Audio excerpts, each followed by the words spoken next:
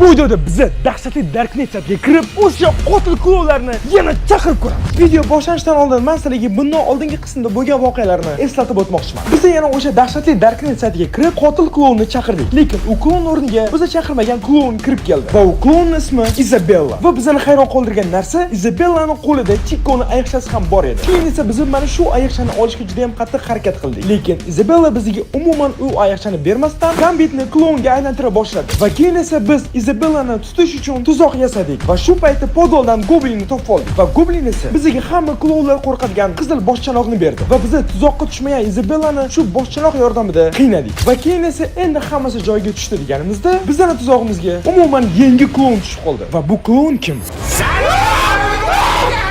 Qanaqadir qonli bo'ldi. Yaxshi. Onaka.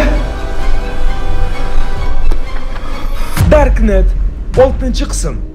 Klonlarning boshlig'ining o'g'li Pumba.